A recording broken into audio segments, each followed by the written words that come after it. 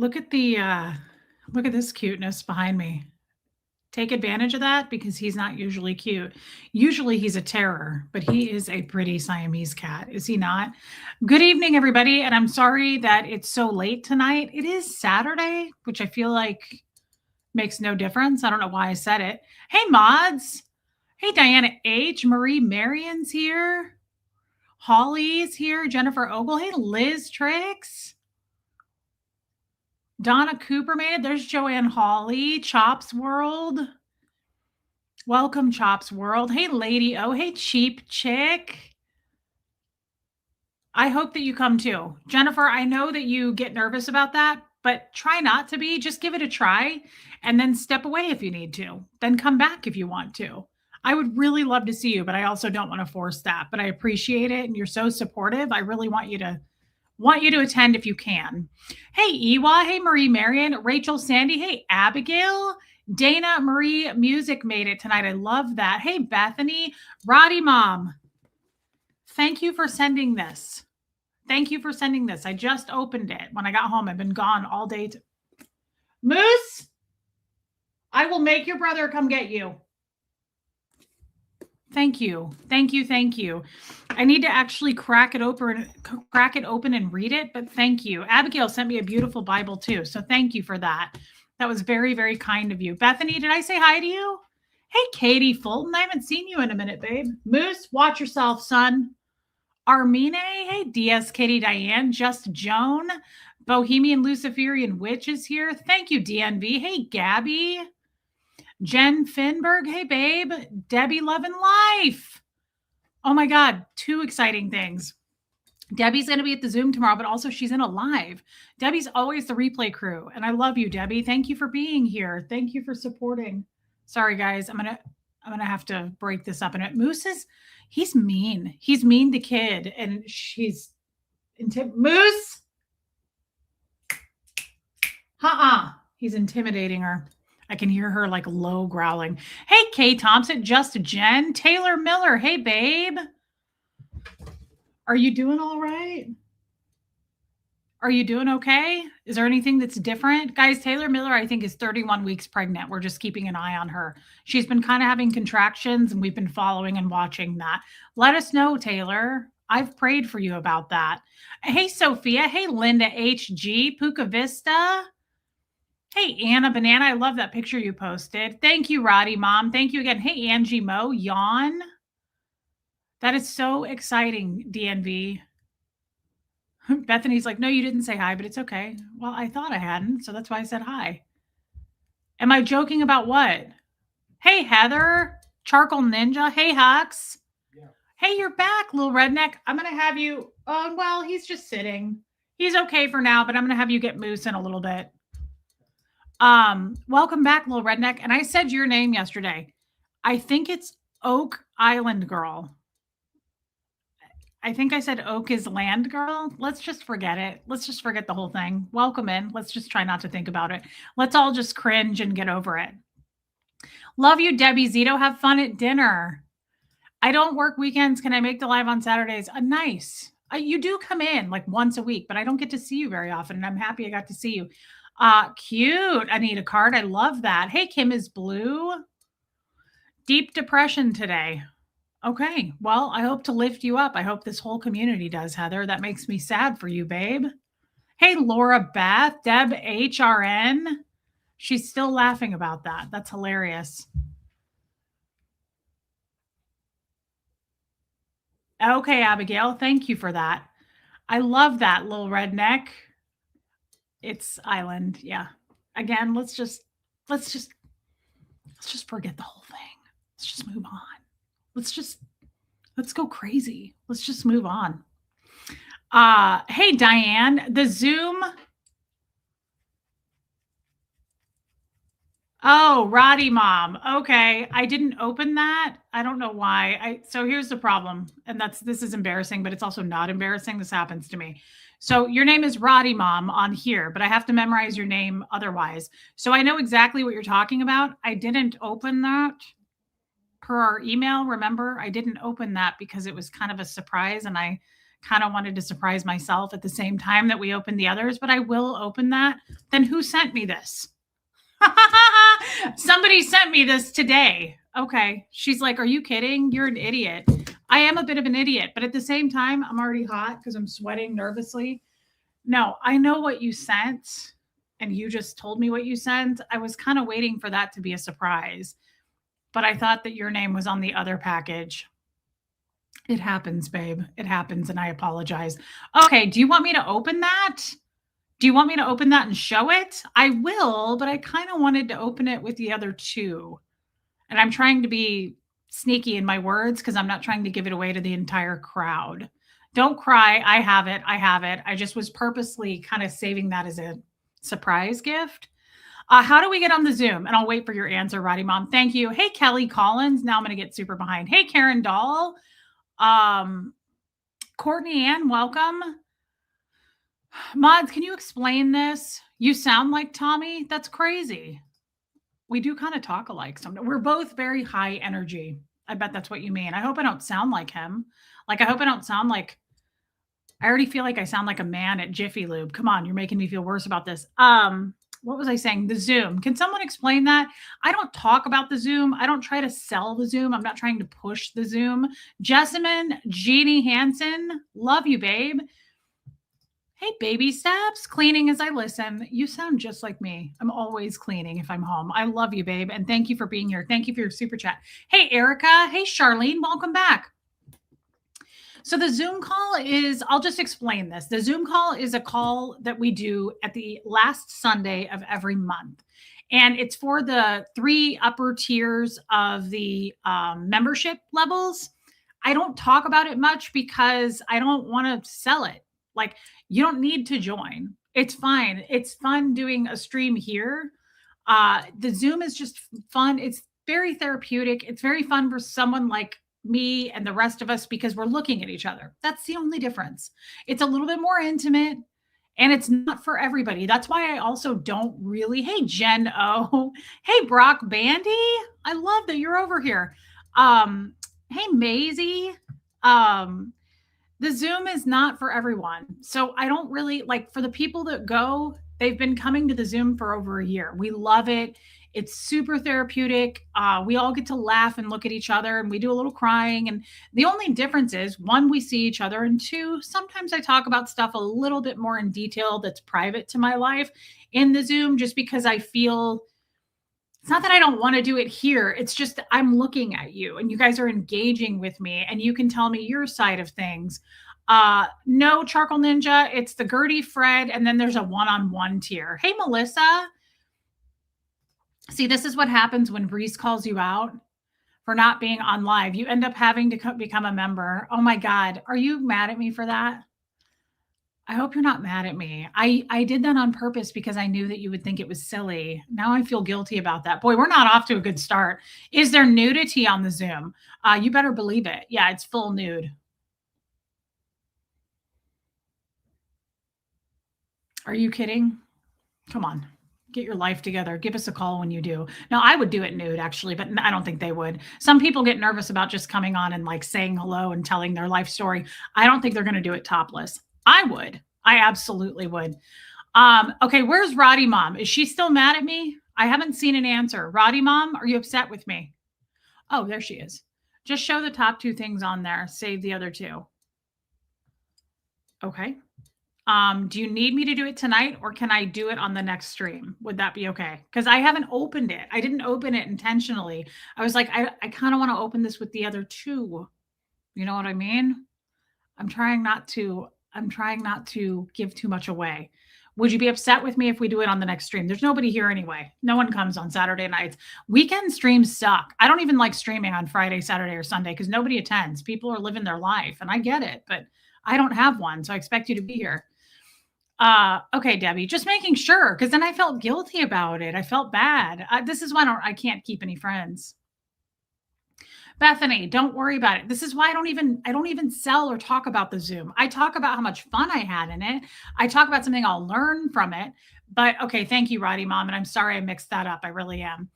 But I'm not trying to sell it on you guys. Like it's It's just not, it's not necessary. You don't have to do it. And you may not even like it.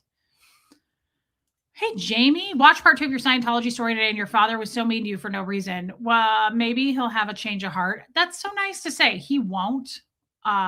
Living our life, pooping outside. Speaking of, I've had to poop since I got up this morning, and it won't happen, and I'm really upset about it. I even purposely force-fed myself Taco Bell, which isn't true. I didn't force feed it. I love Taco Bell, but I thought that would make it happen. Nothing. It's there. Like, I feel it. It's just not happening. I've sat there on my squatty potty for like 20 minutes. Little Redneck, yes, you are. CJ, first time here. What a shit show. I'm sorry that it's your first time. Happy Saturday evening, and I hope that you come back, and I'm sorry if I let you down already. Okay, then I will open it on the stream in front of you. I'm not going to open it before that then. Does that make sense? Like, I will open it in front of you. Can you come to the next stream? Should we weekend people feel bad because we have no life except coming here with you? No, you should feel excited because there's only 160 of us here. That makes it more intimate of a setting, Joan. We're going to spin it to the positive. Hey, Carolyn Hughes. If you say so, I'm riding on an Amtrak train. That's kind of vintage, old school. Chris, do you know a guy from down south? Do you know a guy from down south, Chris? I just came from a lot of people who live in the South, actually. I went, guys, but welcome, Chris, welcome, and I hope you'll stick around. Guys, yeah, it does suck, Jessamine. Hey, Robin Miners. Yeah, I can't poop. It's been a problem. Patty came over from the boat, and she's like, I'm really sorry that I came over. I'm really sorry that I'm here. Hey, Mary Barons. Yeah, please join our Facebook group. I would love that. I post a lot of us post in the Facebook group, but I post when I'm going to go do a stream. I will post, silly nonsense things that you're probably not going to want to be a part of. Thank you, Skeeter. Look at this. I subscribe just because of the poop statement. Well, what an angel. Skeeter is everything but the wings. And you know this about yourself. Thank you. And I hope you never leave. Thank you, Patty. Guys, so I did something today that is not the norm for me. And I actually want to ask you about this. Pickle juice will make you poop. I don't like pickle juice. I love pickles, but I'm afraid of the juice. Hey, Julie, it creeps me out. It grosses me out. It's weird. I'm kind of weird about certain liquids. I'm weird about textures, tastes of things. It's just, I have the palate of a 5-year-old. More fiber and magnesium, Diane. Kim Leaf, do I have to threaten to unsubscribe? Okay, you can unsubscribe, but then come right back and resubscribe like CJ did, see? And thumbs up it. Kim, you better not. Don't be threatening me. So guys, here's how you know an ex-Scientologist. I just want to say, hey, Kathy, olive juice. Hey, Joel Sachs. Ew, has anybody ever had olive juice? That's different. I love olives. No, I always drain it before I would even taste that. Hey, Chrissy Twig. So guys, tell me if this is an ex-Scientology experience for today. Thanks, Tennessee girl. Brock says, just need to put hot pepper powder in the juice. Brock, that could make it happen, but then it's going to burn on the way out, man. You're just doing that on purpose like Johnny did to me that one Christmas. Brock, by the way, I just want to personally tell you thank you. You are a very amazing mod over there. And I'm sorry, Brock, that you do all the work and I do absolutely nothing except post. Guys, this is one of Tommy's main mods. He's got a few mods, but Brock is a badass mod. And he's always there. And he's like, oh, good, Reese is here. Oh, never mind, because she does absolutely nothing but promote herself. Like, I don't do it. That's not true. When people get weird, I like to block them.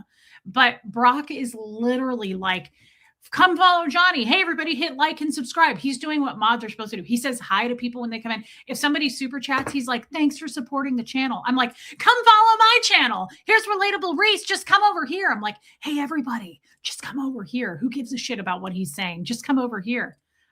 Chris, that's who I meant. That's who what meant. Chris, you got to be more specific, my friend. Brock is amazing. What's a mod? Oh, I see. Chris, a mod is, so if you look at the stream right now, Chris, see the people in blue? They have, it's not a wrench anymore. Did you guys notice this? It's like a weird square. It's like a cube. They are the moderators, Chris. So what they're doing is keeping it clean and classy. Well, now you're saying Tommy. What do you mean, Chris? You're all over the place with me. I'm already all over the place. You're making it worse, Chris. So a mod is, just kidding, Chris, don't leave. A mod is a moderator who is keeping us basically safe. No joke. Like they're playing whack-a-troll, right? So like every time someone comes in and goes, Reese is a fat piece of shit, like, you know, like how someone just like pulls the fire alarm at school if you went to school. That's what they're doing. They're getting rid of the riffraff. Okay. But they also post links. They also say hi to everyone. They're magicians. They're magical. Like not everybody can be a mod. I've said this 100 times. You have to be really good at this. Patty, I'm glad you're here. Case Face, get in here. Hey, Lumen. Oh, that's what it probably is, Abigail. So anyway, Brock, you're welcome, CJ. Brock is a crazy good mod. Like he's like my mods. He's a really good mod. He's experienced. He knows what he's doing. I feel so bad when Tommy is streaming and it's just me and Brock, because you know what that means. It's just Brock. Brock is literally like, oh, great. I got the girl that can't pull her own weight. She's gonna leave this all to me to do all the work while she posts in her people to come over there. That's all I do.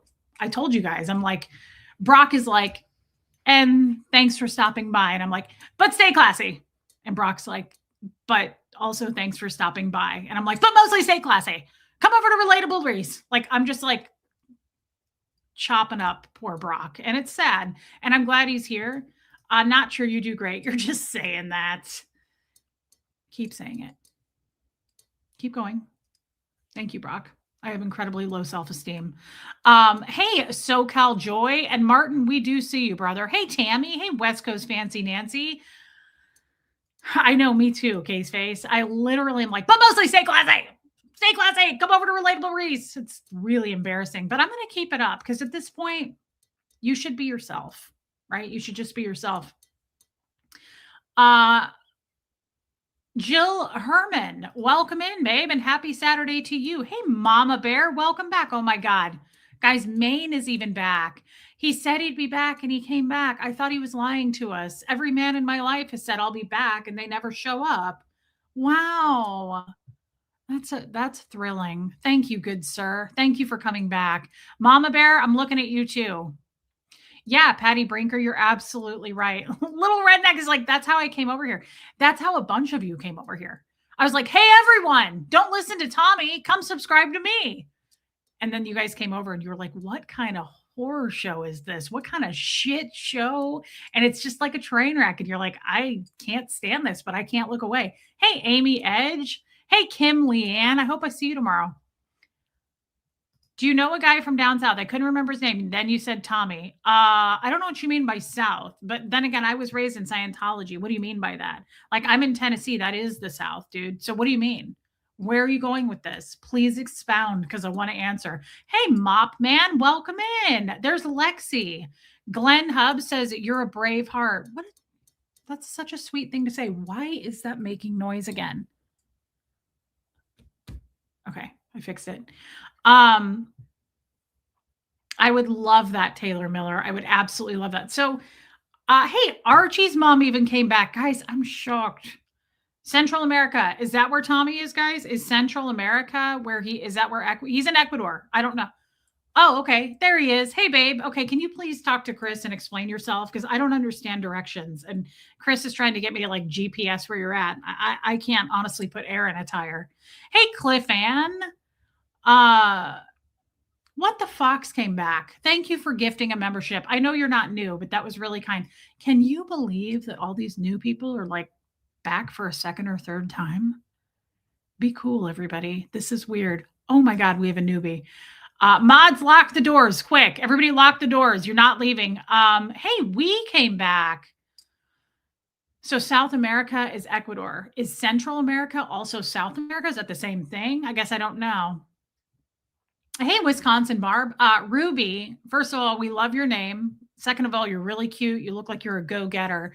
And I'm guessing that you might be a Sagittarius, but I have no idea, Ruby, and I hope that you stick around. I'm glad you're here. Abigail gifted 5 memberships because she's a little baby angel and everyone knows it. Thank you, Abigail. I know we hit 18,000. Cool name. I know. What the Fox has a very cool name. Roddy Mom, I can't believe you're still here because I effed that up so bad in the first 2 minutes with you, and I'm really sorry. Smudgy Girl is here. Mop Man stuck around faithfully is back. I love all the new people. I love all the new people who haven't run off. Look at Jessamine. That's the truth right there. Dude, that's a truth bomb right there. I have messaged the mods. Hey, Vanessa Carroll, every day. Like all my people that text me, I'm literally like, don't you guys love having these new people? Like I can't contain myself. I've been talking to the same damn people. Now I love them. They're my people. They're grandfathered in. They've signed contracts and all of that. So they can't leave. But sometimes when you get it, do you guys remember like 2 months ago when someone would be like, hey, I'm new here. And I'd be like, what? Like I would get so excited. Now we have like 20 new people, you guys. We have a lot of new people. That's fucking crazy. Hey, Chris Crafts and Coffee. Okay, so babe, Debbie, it's the most exciting thing. Central America is north of here. So there's a North America, South America, and there's a Central America. Did you guys know this? Huh, interesting. I did not know that. Rhonda, I am so excited to have you here. Guys, these new people, bring it. And you know what's cool about our new people? Most of them, be serious with me. Put a 1 in the chat. Some of them I feel like they've been here all along. It's weird, but some of them are like, do you ever meet someone and you're like, I feel like I've known you forever? A lot of them feel that way. Tommy, I'll see you on your page tonight, buddy. We love Maine. Maine is the best. There's Run the World. Okay, so Belize, Costa Rica, Guatemala, El Salvador, Honduras, all central. So there's central, north, and south. Guys, you learn something new all the time. I didn't know that. But I also thought that Philadelphia was a state, right? Because it's the Scientology. Look at Brock being a mod. Kat, hey, friendship tax. Sorry, it's a bit late. Yeah. That train usually isn't late, Kat, but we'll give you a pass. If you know, you know. Friendship tax, sorry, it's a little late. Yeah, if you know, you know. I love you, Kat.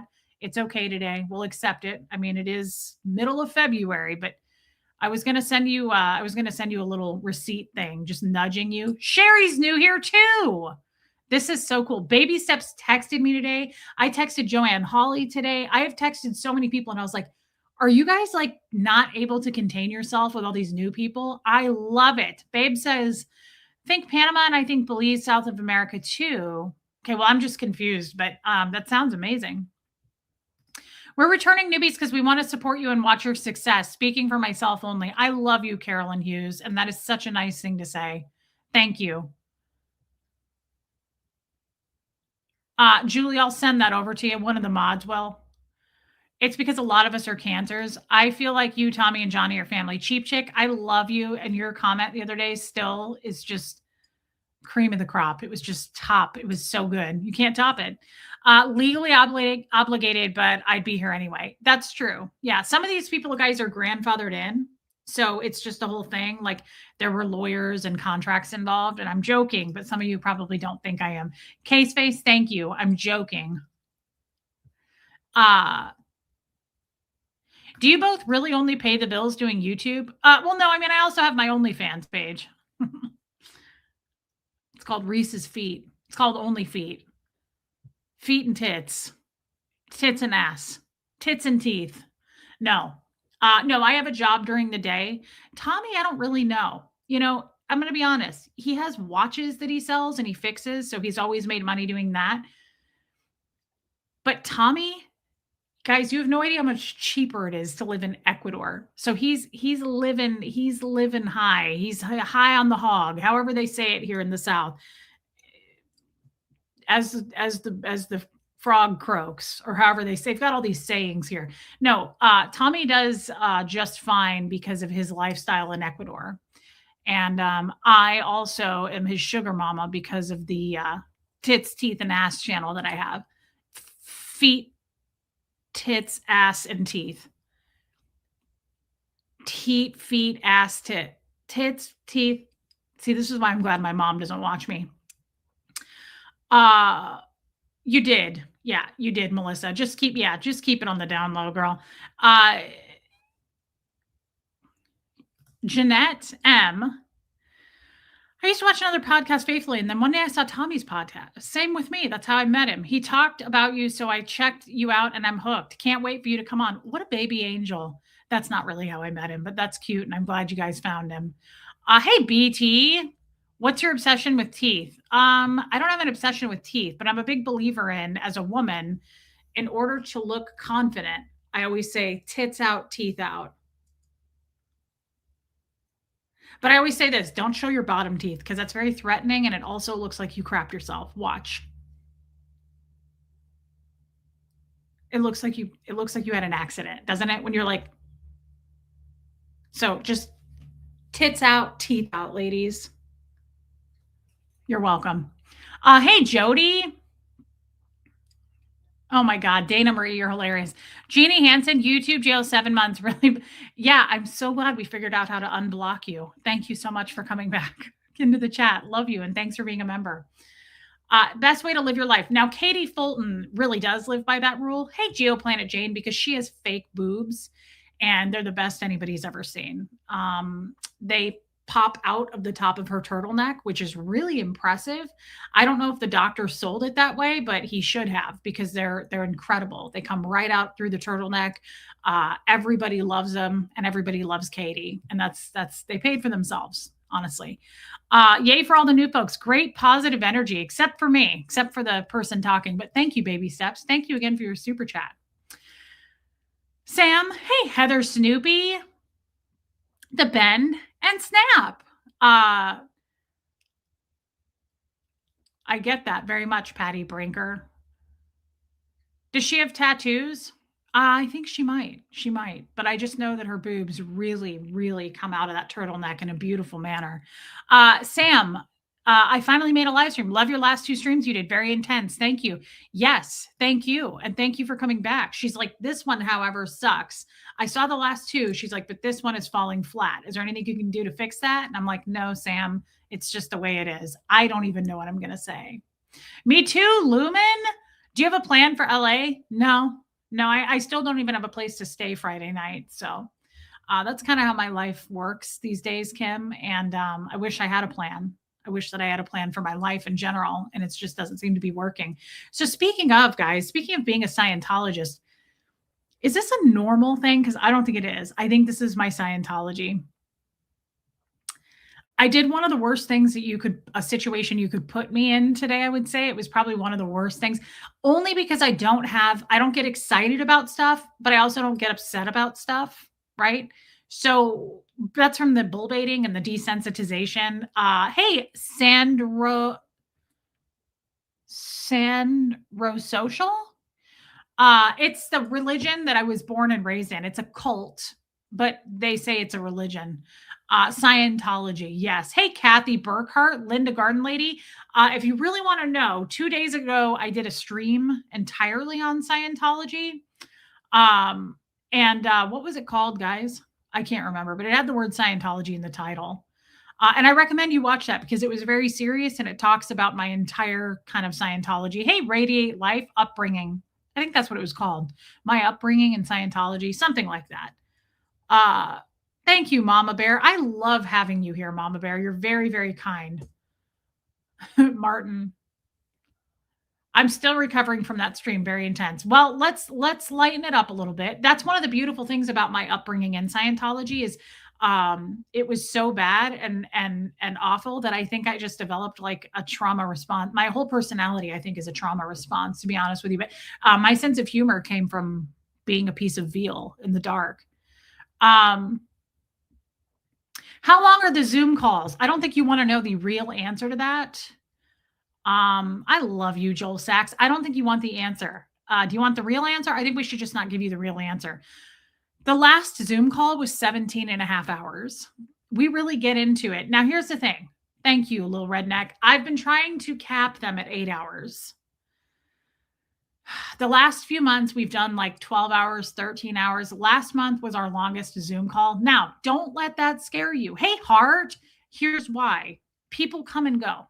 Guys, people come and go, right? Like it's embarrassing. Hey, mommers, I wondered where you were yesterday. Okay, I'm glad you're back. Glad you're back. I'm trying to keep track of my class. I know my customers. Hey, Marty Jewel. Don't be frightened by that. Okay. Don't case face. Don't let that scare you. Okay. It's worth your membership times 10. Okay. I'm spending a lot of time with you guys. I take you to the bathroom with me. It's very intimate. Very intimate. Sometimes I take showers on the Zoom call with you guys. I'm just kidding. I don't go that far. But no, it's a lot of fun. Hey, a voice down under. People sleep, they take naps during the Zoom call. We've got people all over the world on the Zoom call, which is really fun. To be honest, we've got Sophia in Germany, Lydia is in the UK, Armine's in the UK, Stella's in the UK, Pat Jonas is in Australia, Helena's in Australia, Joel Sachs has come before from South America. Martin came from Denmark. So it's a lot of fun. Joel Sachs, it wasn't for you, and that's okay. It's not for everyone. How do you know when it's your turn to talk on the Zoom call? Run the world. Hey, Kat. What do I think of the Nancy case? I think it's crazy. Hey, Buffy. Do I still believe in Scientology? Every day now, I'm trying to kind of deprogram from it. You put your hand up, but I'll tell you what, it really does become organic in the Zoom call. Like someone will say something and you can either put your hand up. Hey, Kirsty Collins. I wanted to say, I'm sorry. I've been calling you Christy Collins. Kirsty, I apologize for that. Also, I missed a super chat yesterday. And I felt horrible about it because I really don't like to miss super chats because again, I like people to feel seen, heard, validated. And I felt really crappy about it. Rue, are you in here? I think Rue was in here earlier. Yeah, so we raise our hands, but organically, honestly, people just speak up. It's no big deal. Like it just happens. So Rue, since I missed your super chat, here it is. Thank you for your super chat. I've never heard this song by Bruno Mars, the Lazy Song, but I wanted Rue to be acknowledged and I wanted to say thank you for your super chat. And I also missed one from someone else. And she comes in, but I never get to see her. I never get to see this woman. And I feel horrible about it. I really don't like it's rare that I miss a super chat. Marie Aurore. I thought Rue was here, but maybe she's not. I know people fall asleep on the Zoom call. It's hilarious. Thank you for another insightful and at the same time fun chat. Don't often get to watch you live from the UK. I'm still up at 1:15 because I'm off to work. Lots of love to you and Huxley, lifting your mom, stepdad in prayers. I really want to make sure that she sees that. I hope she's on the replay crew. I mean it, guys. I felt guilty about this. I really don't like, you take the time to tip me or give me money or however you feel about it. I think of it as a tip. And I can't believe I missed it. It hardly ever happens to me, and I apologize. Patty says, will you move to Ecuador? And if so, what does your son think? Yeah, Mama Bear. Yeah, I would love to eventually move to Ecuador, Patty. It's just, I have a 16-year-old kid. So for now, because he's in the middle of high school, I did not like the school there. I went and checked it out. And I decided I was going to move. And then I decided he's got 2 years left. Hey, Riley's human. He's got 2 years left. And taking someone, it's like me coming out of Scientology, being shoved into the real world. That was so overwhelming for me and hard. And it was depressing. And I really, really, really had to adjust. And I feel like that would be doing the same thing to him. Shoving him into another country, another school system that's totally different. Hey, Lachlan, their school year, time of year is totally different. Like their winters are in the summer here. He would have to learn Spanish. Like for the most part, he would have to learn Spanish, right? So it's 2 years. And what I want to do is just travel back and forth. And that's what I'll keep doing. I can go to Ecuador as often as I need to, right? Like I usually go every couple of months anyway. So that's what I'm going to do. I just want to do what's best for my son at this point.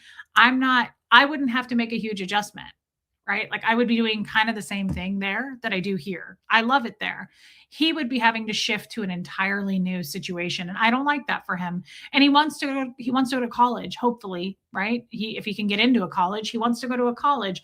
And I just kind of feel weird that we're at the end of a high school era, right? Hey, Debbie Betts. And I don't feel right about it. That's all I can say. I don't feel right about plucking him out and going, you only have 2 years left. Let's do it in another country. There's no rush. I can go back and forth, right? I can be very fluid like that. So I just want to do what's best for him. Yeah, Puka Vista, that too. I just want to do what's best for him. And we're so close to the finish line. And he's been through a lot of change as it is and loss. And I just think I don't want to force him to have to. Yeah, Granny Debbie. That's a big change. That's a big move. It's a big change. And I just don't want to force that on him. Do I believe in God? 100%. You better believe it. Yes. I will never understand how people get into Scientology if they're not born. I agree with this very much, Patty Brinker. Especially with Google, like especially with the internet. I think it's bizarre. I think it's super weird that people would join a cult today because you can go search and I mean, I don't even buy anything without reading reviews. It's weird to me. Thank you, Case Face. You guys are like, I'm impressed with your thoughtfulness and sacrifice for Hux. I'm not, I don't see it that way. I see it like this. I've always felt this way as a parent. Would I enjoy that? You know, my ex-husband was a big pusher on him about, hey, Chef Brian, when do I go on? I always go on between 4 and 6 p.m. almost always, Central Time, Brian. It starts at noon Central tomorrow, Debbie. And come whenever you want. Come, go. You have the link. Just whatever you want to do. I don't think of it as like you're such a good mom. I just think of it as this. Like my ex-husband, like Huxley would join something and then decide he didn't like it.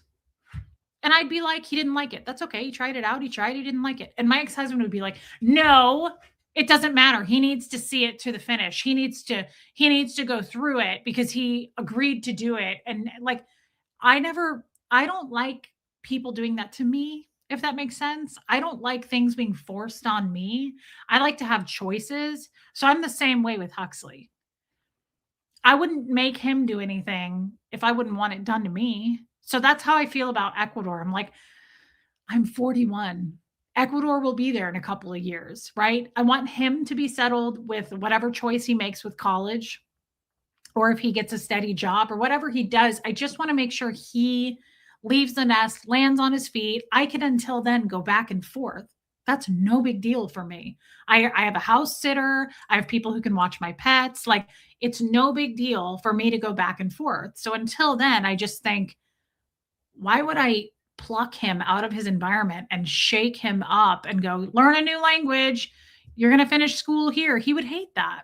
He would not enjoy that. And I don't want to see my kids struggle. I want to make life easier for him if I can in these last few years. Because as a parent, you're not going to be able to do that forever anyway, right? He's going to have to live a hard life just like we all do. He's going to have to figure out things that are hard and difficult decisions. And I won't be able to be as much a part of that anyway as he gets older. So it's like, hold on to these last couple of years and just make his life as easy as you can. Hey, Heather Rhodes. Yeah, Katie Fulton. I just don't want to force anything on him. I don't like that shit being done to me. And I had to go through that in Scientology. Guys, speaking of kids, I don't love kids. I'm not a kid person. I like my kid. I'm not, yes, Jan, I definitely would like to move to Florida, but I don't have a plan to do it yet. Just financially, I can't. And with my stepdad as sick as he is, again, I'm not rushing anything. Here's how I also look at that. I know this sounds cheesy, but if it's meant to be, it'll happen. Everything that's been meant to be has happened. And I don't like to force anything. So like, if it's not meant to be, I don't want to force something anyway. If it's meant to go that way, if I'm meant to be guided in that direction, I believe it will happen anyway. I'm not going to like push something and go, I have to, right? Thank you, Patty. So, guys, I love older people. I love seniors. I could spend all day every day with seniors. I love seniors. I respect them. I love listening to them. I love their stories. I love their wisdom. I love their passion for life and just their stories of loss and gain. And just, I love seniors. You are missing out if you don't spend time with the seniors in your life, because once they're gone, they're gone. That's how I feel about that. So seniors are for me, right? And yeah, Debbie loving life. Exactly. So I'm not so much the other way though. I don't love kids. I'm not a kid person. And while I love, I have nephews. Okay. It's all right. I went to my nephew's 5th birthday party today.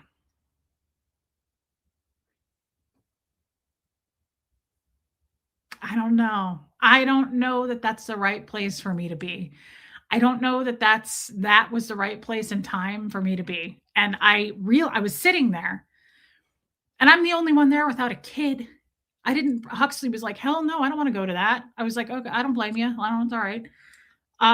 Yeah, Tamber June and a 5-year-old. And so there were like 2-year-olds, 3-year-olds, 6-year-olds, 7-year-olds, and there were parents everywhere. Hey, dog ghouls, welcome over from the boat. I hope you'll stay, but you'll probably not like me.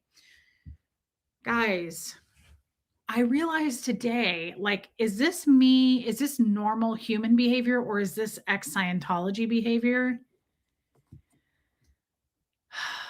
It's overwhelming. And I was watching all these parents chasing these kids around, and I was like, I don't drink, but I kind of want to have a drink right now. Like, I would light a cigarette if someone had one. I was like, I don't know that this is for me. Um, and a lot, I don't know, but I found myself feeling sad. I thought, first of all, I have no memories of this kind of a thing. So this dad, all the parents are energetic. Like, all the parents are like running around chasing these kids and they're like, ha ha, get back here, you. And they're like so cute and fun and like playful. And I was like, ugh. Like, it wasn't for me. I was like, you know why? I think because I texted Tommy during this. I texted Tommy. He goes, how's the party going? And I said, it's a fucking nightmare and it smells like taints and assholes in here. And I want to get out. I feel like I walked into a butthole and I shut the door behind me and I was like in Braille. And I was like, somebody let me out of here. I was like, there's no lights. I can't breathe. It was absolutely awful. I'm sorry to give you such a specific example, but it smelled so bad. Like, it was a huge gymnasium. It's not like I was in someone's house. It was a giant gymnasium. And I walked in and I was like, oh my God, my inhaler. I was like, it was awful. It was terrible. And it just smelled like feet and taints. Faints. Teat. Smudgy girl.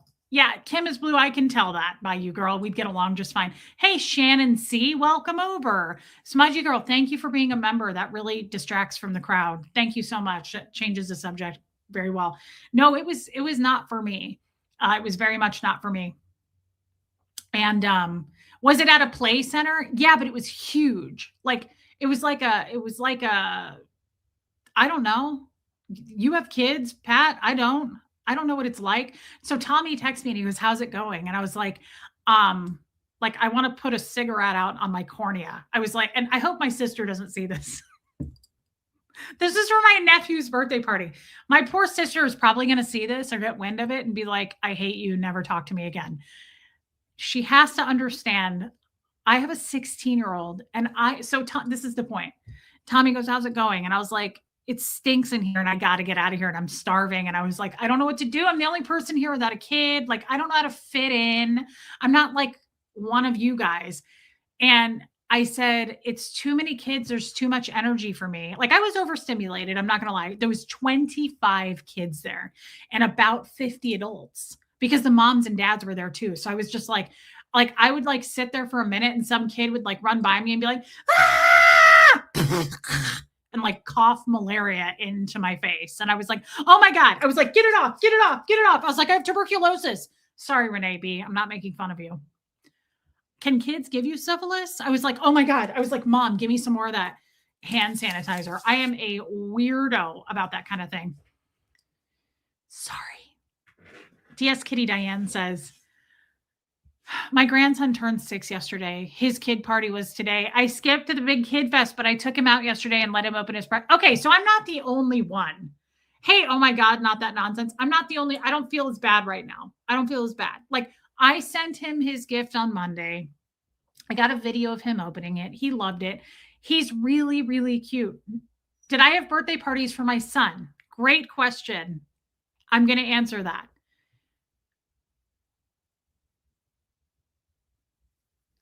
Interesting, Frank. No, Tommy would not be cool with that. Tommy is obsessed with my feet. He's a foot guy. And Tommy says I have the most perfect feet on planet Earth that he's ever seen.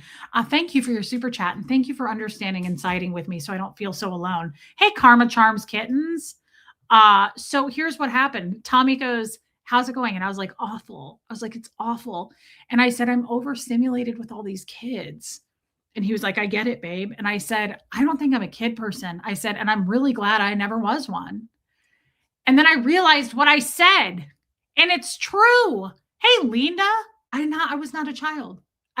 This is so the land of foreign for me to watch parents engage with their children. Reese, I have 2 grandsons, but I hate the parties. Okay, see, okay, thank you. Thank you for making me feel less like a shithead about this. It's a nightmare. Like it's over. I can't do it. So Huxley, let me just get into that. I didn't get parties. I literally was treated like an adult. And one of the dads is really nice. And he came over and he was like, hey, I watch your channel. And I was like, I wish you didn't. And he was like, oh, well, I do. And I was like, maybe just subscribe, but don't watch. I do not want to know you if you watch me. Like, this is why I love that my mom doesn't watch me. I don't mind it if like people I don't know in real life watch. Like, I love you guys. But if someone in real life comes up to me and they're like, hey, I watch your channel. I'm like, I think you have the wrong person. I get that all the time. But this Reese girl, like, I don't know who that is. I must look like her. I don't know anything about her. I don't like it. It makes me uncomfortable. That's right, Mop Man. I didn't get these alleged parties. Okay. So I was not a child. So this guy comes up to me who says he watches my channel and he goes, hey, he sits down. He's like full of energy. He's like Mr. Energy. He has like 3 kids. He's like, what does he do? He's the coach for like every team they're on. No, Kim is blue. And I feel bad about this. I feel bad. He might be watching. If you are, I'm not going to name you, so don't worry about it. K-Space, all the cool diseases were passed via arm hairs and sticky kids at birthday parties. Creepy that dad said that. Yeah, it's true because they did. They coughed tuberculosis right into my face today. And thanks for paying to say that. And this dude sits down. He's like Mr. Energy. And I have all the reason in the world to have energy. And I had 0. I was like, I kept looking at my mom and I was like, Mom, let's get out of here. I was like, what are we doing with these kids here? And it's her grandchild. And well, look who it is. Look who it is. It's Tommy's child. Guys, this is Tommy's son, Moose, and he is a criminal, just like his father. I wish you would retire like your father, though. Moose is a full-on murderer. He kills everything, and he's mean. Except he's nice to his mom. Moose. He was dumped at my parents' farm. Yeah, I didn't grow up going to parties, Julie. Why didn't you tell me Tommy was a good guy? I used to work in a strip joint, and the foot guy creeped me out. Tommy's a foot guy for sure. Donna Cooper? Wow. That's a shock. Thank you, babe. He does have crossed eyes. Thank you for gifting memberships. That is so nice. People love getting memberships. Hey, GoPro. What was I just saying? Oh, so this dude sits down all energetically. I have to fix my bra. Sorry. This dude sits down all energetically in front of me and he goes, hey, he's like, hey, and he really is a coach. So he's just like, hey, a sport. Hey, champ. Like he's full of energy. And I was like, like too much. I'm overwhelmed. Just bring me more Doritos until I can leave. I just kept eating little packages of Doritos. I was like, I don't have time to answer questions. And these kids keep running around with like devices and clappers and like screaming in my face. And I was like, oh my God, take me back to the Church of Scientology. And this dude sits down and he goes, hey, Tony P, be safe, babe. And he goes, what's your favorite memory of what's the best birthday party that you went to? Your birthday party when you were little. And I was like, oh, well, this is going to be an awkward answer for you. And my brother-in-law is sitting next to me and he goes, He was like, I don't know. We didn't really. And I was like, and he looks at me and he goes, what's your favorite birthday party when you were little? And I was like, um, I pulled weeds. I carried a watermelon. I was like, I was like, I came from Scientology. And he goes, oh yeah, that's right. He was like, sorry. Yeah. He was like, that had to have been.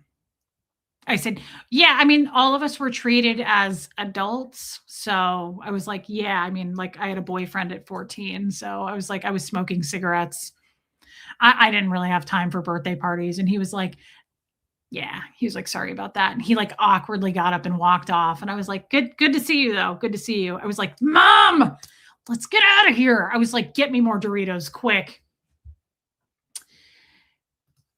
Puffy Pink Poodle, what a great name, by the way. Some of us who are loving and nurturing people and toward children, but never had a childhood ourselves, can have a difficult or unique way of adjusting to children in real life. Yeah, so here's the thing. We asked if Huxley got a birthday party. Okay, so the truth of the matter is, look at this. She's like, can you answer my question, please? I'm going to hold you to it. Hey, Lapis. Yeah, I'll answer your question. And I have the photos to prove it. So don't be trying to say I'm a liar. So when Huxley was like 2 or 3, there was a place in Kansas City called Monkey Business. It was a cute place. And 2 years in a row, 2 and 3, I hired that place to do what happened today. I did like a birthday party. Now, it wasn't as crazy for a couple of reasons. It was only to kids from the Church of Scientology. So there was like 6 kids there. Like we invited like 6 kids. The other reason it wasn't as crazy and it didn't smell like a taint alley is because it was way smaller. But 2, Huxley, you guys know Huxley.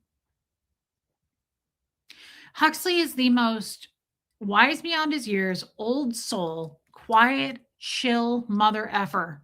Okay. And he's always been that way. Huxley has always been that way. Like when he was 5, welcome in, Puffy Pink Poodle. We love your name. When he was 5, Huxley would get up at like 5, 6 in the morning and like get himself ready and like get ready for school. He'd like brush his own hair. Like he picked out his own clothes. Like he's always been that way. He's not been this like kind of crazy ass kid. He just never has. He's always been like kind of like me. Like he's never been this like Huxley, what is his sign? He's November 17th. He's a Scorpio, right? Katie. It was words. When Huxley was little, he didn't start talking till he was 3. He was a late talker. And he got mad at me when he first started talking and he didn't like if he didn't agree with me on something, if I was like, "No, you're going to go to bed." He would say like, "No." He'd be like, "No, I'm not." But he didn't yell. He wasn't super loud. He wasn't super animated. I'd go, "Huxley," and he would look at me. He'd look up at me and he'd go, "Don't say other words." And then he would say, "I am going to make you sad." He'd say it all the time. He'd go, "I am going to make you sad." And I would go, "Huxley." And he'd go, "Don't say other words." And so it's a thing in our house now. Like I say it all the time and you guys say it too. Hey, Wendy Brewer, Mary Krause, welcome in. And I just thought one of these days I'm going to go out in public and be like, "Sir, I am going to make you sad." Like I really want to say it to someone with a bad attitude that I've never met. I want to be like, "I'm going to make you sad. Don't say other words. Like you'll be sorry." I had 5 kids. Wouldn't want to raise them in today's world. Totally different. Yes. So here's the point. I agree with this, Patty. Here's my thing. Patty's right. Tell me if you disagree with this. I don't like kids with bad manners. Thank you, Archie's mom. I love those chairs too. And I love a pop of whimsy. Archie's mom, do you see all the whimsy in here? I love whimsy, babe. If I had the money, my whole house would be just like nothing but whimsy. Thank you for noticing. Don't say other words. No, this is no joke. Ask Huxley this. Every single parent-teacher conference I've ever attended, the teachers will say to me, "Mary Krause, we love having you here." The teachers will always say to me every year, they'll go, "He is really polite." He's like unusually like an adult polite. Like he holds the door for people. He's just very like a gentleman. And I always am, I heard it every year. And I would always be like, B Rose, I'm so happy to see you over here, babe.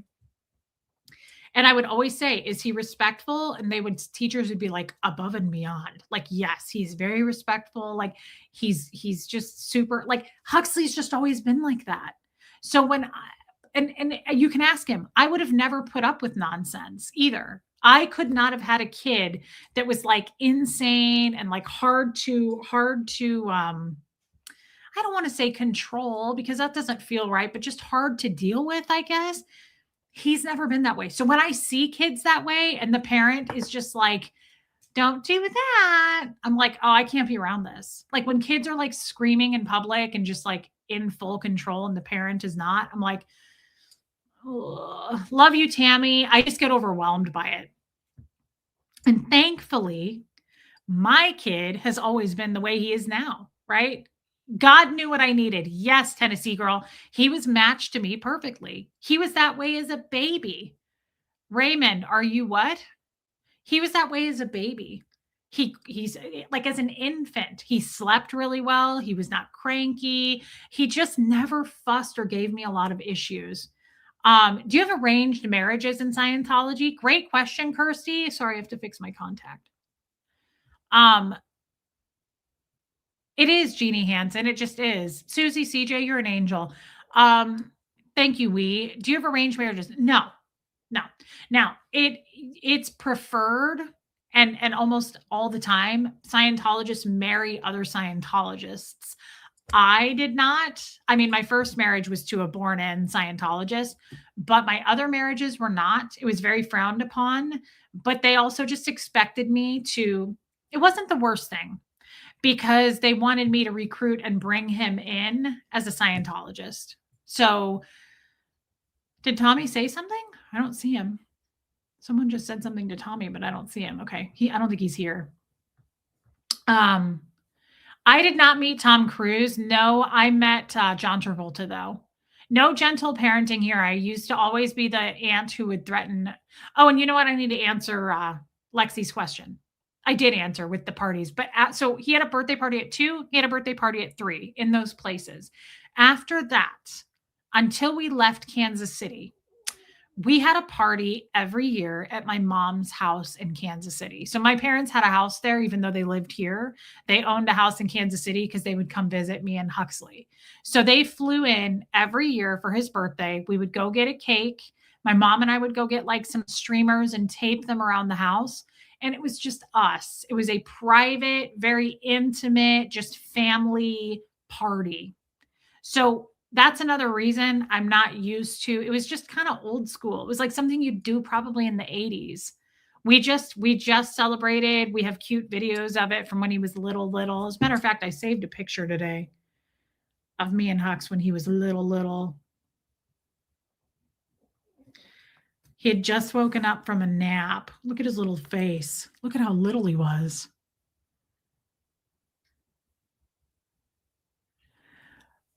Polite children.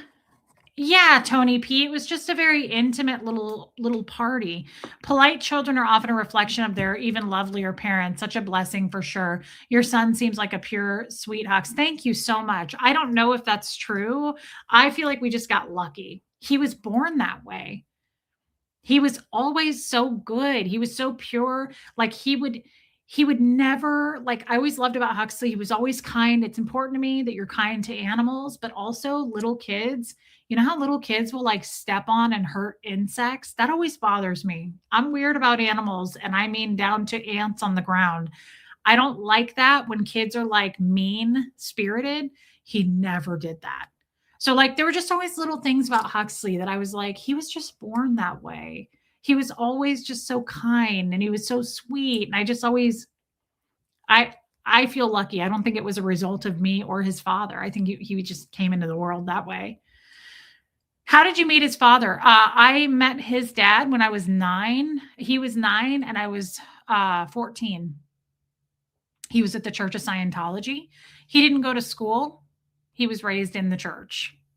So his dad has his own total set of anxiety issues and problems from being raised and not going to school within the Church of Scientology. He's got some real issues because of that. Thank you, Tony P. What age was he when he asked for a robe? Oh my God. Armine, do you remember that robe picture? He was, yeah, that's a great example, by the way. Did Huxley watch Fred do the same to you? What do you mean, Ewa? Do the same what? Yeah, Kay Thompson. I just am super weird about that. I'm super weird about kids who are mean spirited and mean for sport. I'm going to show you his picture of his first robe. He was, how old was he? Thank you, Brock. Huxley, 1 year for Christmas. When was that, you guys? What was he, like 11? He never wants anything. I'm like, what can I get for you? And he's like, I don't need anything. He's always been that way. And I was like, Hux, come on, man. Like, he just is so different. He just wasn't that kind of a kid. And he said he wanted a robe. So I got him a robe and it was so cute. I'm going to go back though to show you. The new people haven't seen Huxley's hair. So Huxley, it's finally starting to curl. His dad has really curly hair.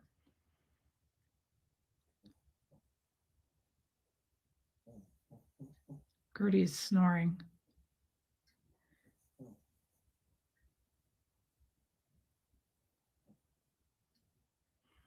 Huxley's father has very curly hair and his hair is finally starting to curl. But when he was little, before he ever got a haircut, he had really curly hair. People said he looked like Robert Plant.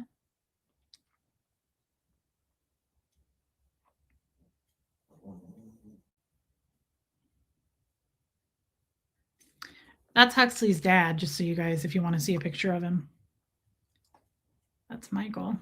He's really cute. He's really tall. And he has curly hair. Hey, Auntie Janet says.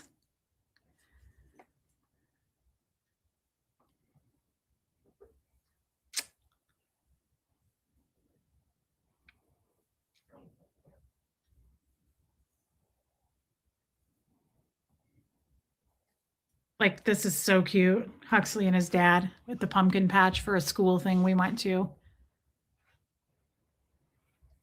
Sorry, I don't know how to put pictures up on my computer. I don't know how to do it. Where is it, Armine? And I feel bad that I'm making people wait, but I really want to show it. It's so cute.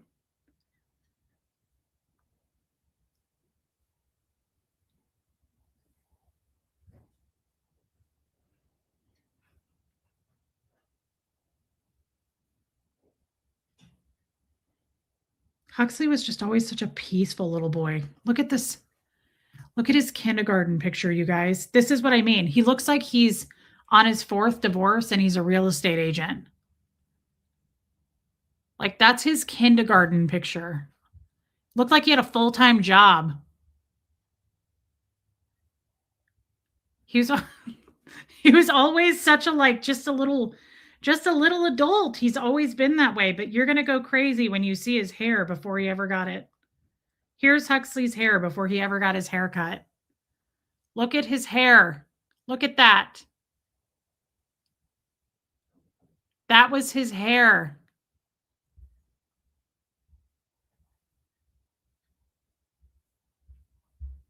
That's insane.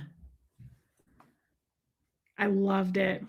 This is one of my favorite pictures of him and his dad. His dad reminds me of like Bob Dylan. He's such a cool guy, but they went to go get their picture taken with Santa 1 year. Like, look at his little hands in his pockets. Is that the cutest thing? Good luck, GeoPlanet Jane.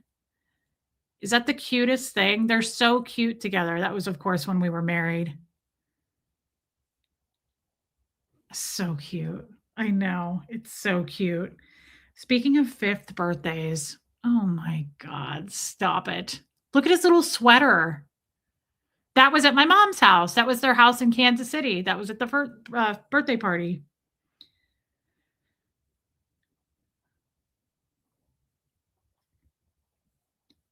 If you guys want to see a rare picture of me when I was little, That was before my mom left, and that was me having a birthday before my mom left. After my mom left, we didn't do birthdays, but that was me with my mom, and she made that cake. I look like Huxley when he was little. Isn't that cute? Guys, I knew how to accessorize then. I just want you to know. Notice the pink headband with the pink dress? Do you think my mom put that together? No, I did. With the necklace?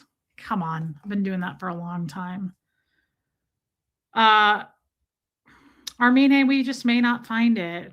Although I think I'm getting close. I think I'm getting really close. I think I'm getting really close.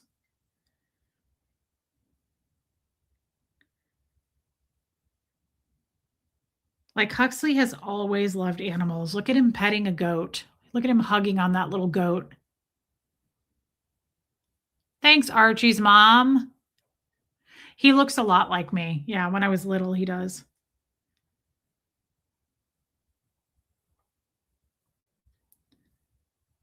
He's a robe kind of person. And so I bought him a robe again this Christmas of this year because he was like, I don't need anything. I don't want anything. I was like, well, you're getting something.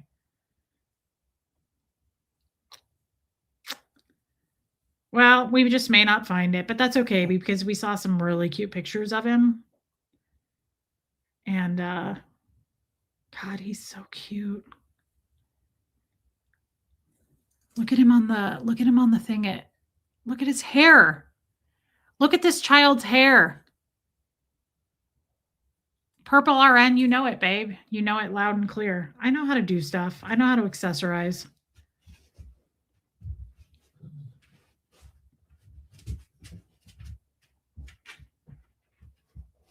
There's the robe. Armine, I found it just for you. Look at him in his little robe.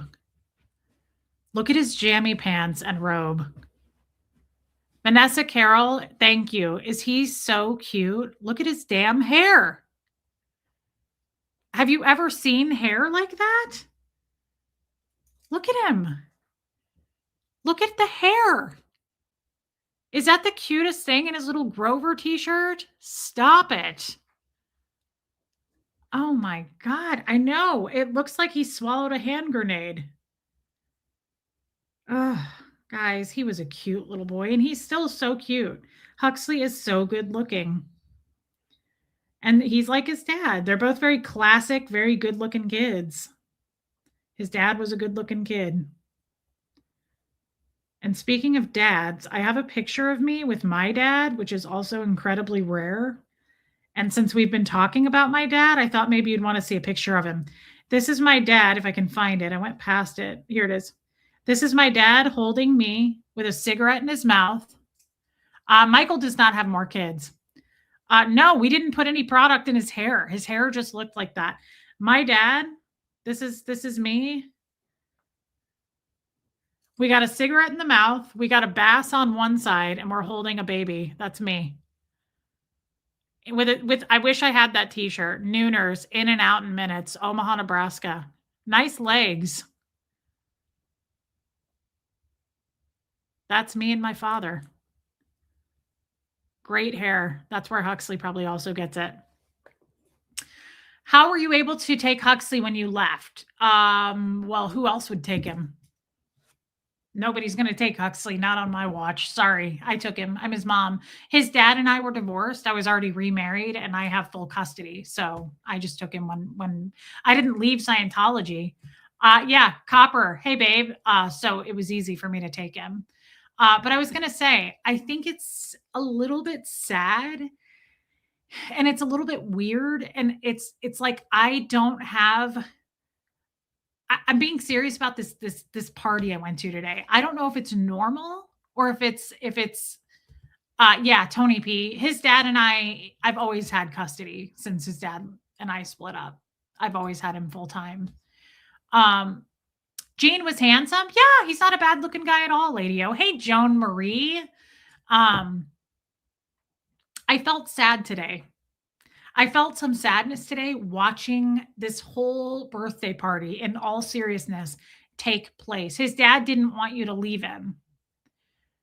What do you mean, Deb H? His dad and I got divorced, and we've always stayed I want to say friends, but we're not as much friends now just because he moved. But his dad and I have always gotten along well.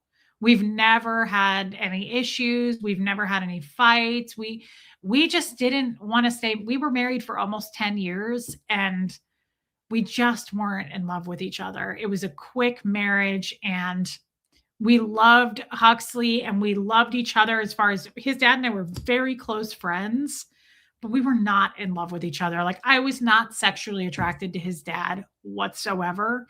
His dad is 5 years younger than me. And he just has a lot of issues. And yeah, Lady O.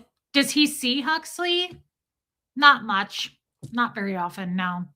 No, his dad has some very serious anxiety, social anxiety issues from being born into Scientology. He can see Huxley whenever he wants to, but he's got some pretty serious social anxiety issues. So I respect that. And I have made it clear to his dad that he can always come live with me. He can come stay with me if he's ever in trouble. He's just not super stable. And Huxley and I respect that. We understand that. And therefore, we don't put a lot of pressure on him. Scientology really screwed up his dad. Really screwed up his dad. And so we just don't have high expectations on him because it's not his fault what happened to him. And he has trouble and difficulty with his own.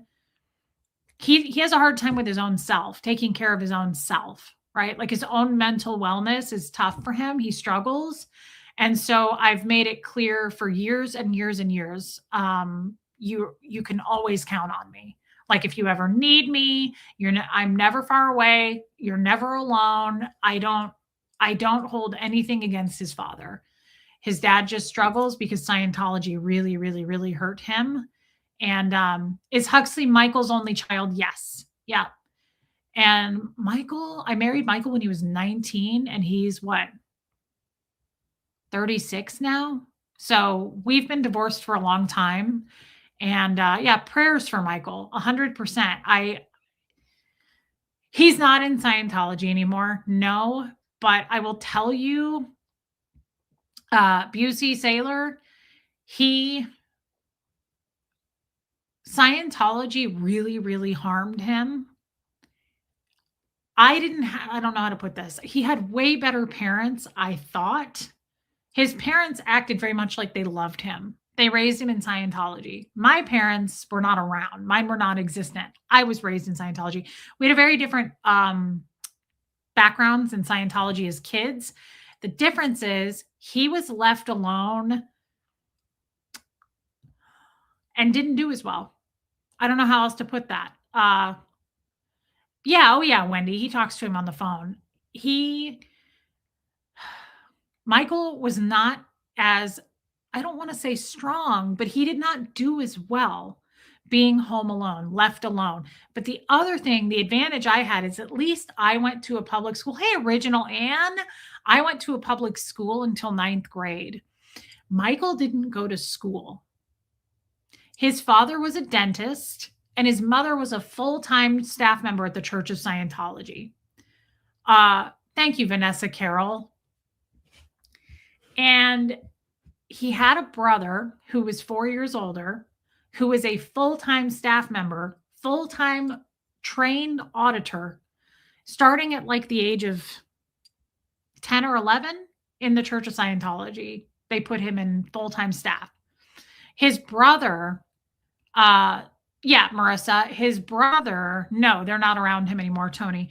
Michael's brother, Sam, was 4 years older than Michael. He excelled in Scientology. He joined the Sea Org. Good, Chef Brian. He joined the Sea Org. He excelled. He was an incredible student. He did really well. He succeeded in Scientology. Michael, thank you for becoming a member, babe. That is so kind, and I love your hair. Thank you. No, Geoplanet. Oh, yeah, Geoplanet Jane, they kind of did. They said that he did a homeschool program, but you can actually look it up. It's a Scientology homeschool program called the California Ranch School. And that is a home curriculum that they can do to pass off as homeschooling. So technically, yes, they said he was homeschooled. Here's the problem. He wasn't. He might have done some of the check sheets, but here's my point. Sam was a full-time staff member. No, Raymond. Sam was a full-time staff member, his brother. The mom, Brenda, was a full-time staff member, and dad was a full-time dentist and orthodontist during the day.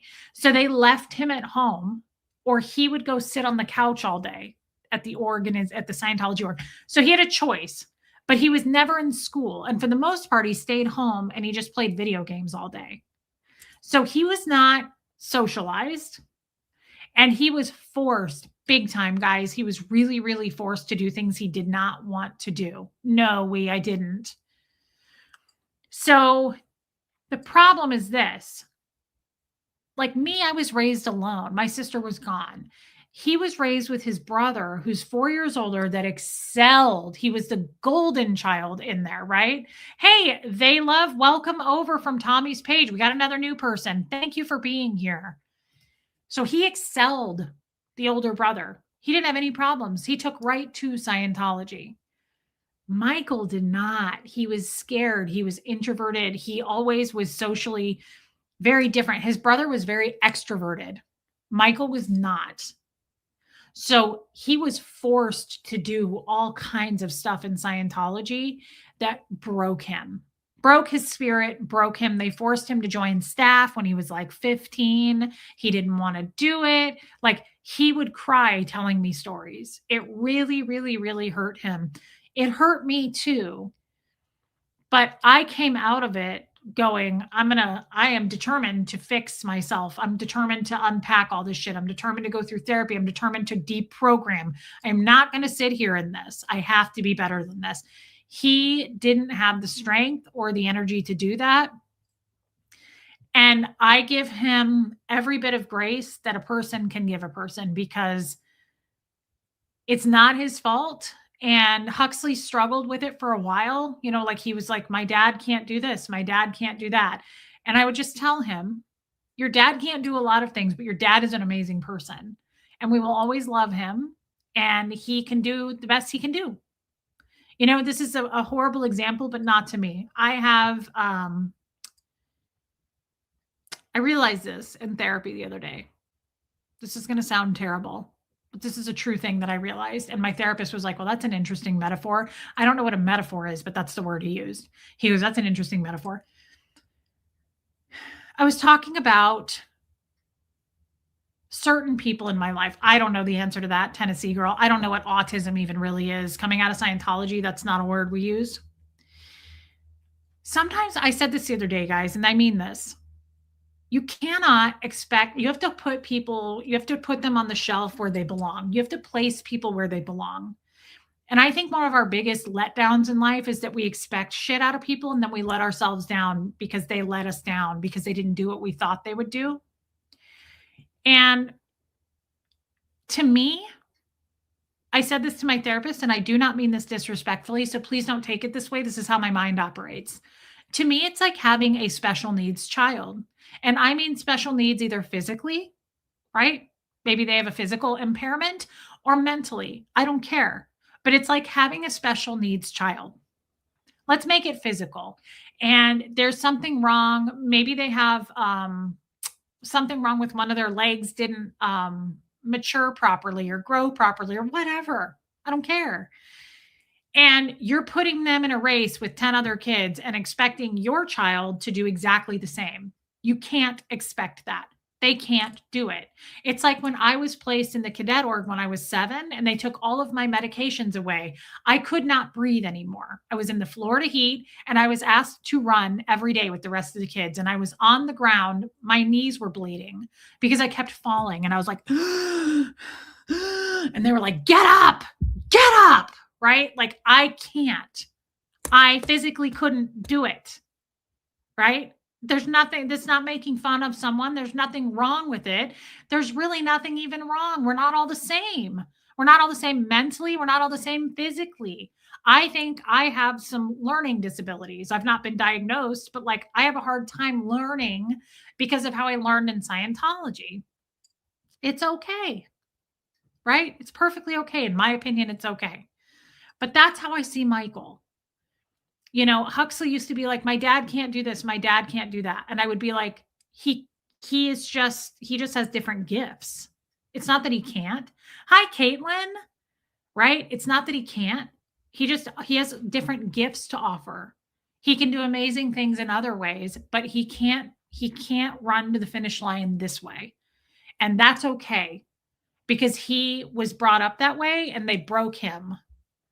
It's not his fault, right? And we're not going to expect miracles out of that. We're not going to expect him to get it to a certain place. And this is a dumb example, but I have 3 cats. There's one of them. That's my smart man. That's our smart boy. He's too smart for his own good. He's a genius cat. He pisses me off with how smart he is. The other one is over here sleeping. Her name is Kid. She's very intelligent cat, but not the same kind of intelligent. Hey, Caroline in Canada. I have another cat who was dumped at my mom's farm a year and a half ago. His name is Seamus. He's an orange tabby. He's very big. Somebody, I think, did something neurologically to him when he was little. I think he's got some kind of brain damage only because he walks kind of funny, like he kind of walks off kilter. He is not a cat. He'll knock everything and everything down. He has no, thank you, B Rose. He has zero, what am I trying to say? Coordination. He's completely uncoordinated. If he jumps up on a table, he's going to knock everything down. I've never seen such a thing in a cat, right? Yeah, Bethany, and that could be, but I think, and I asked the vet, and the vet was like, who knows, right? But you can tell he isn't all there. He is a love bug. He's the sweetest thing.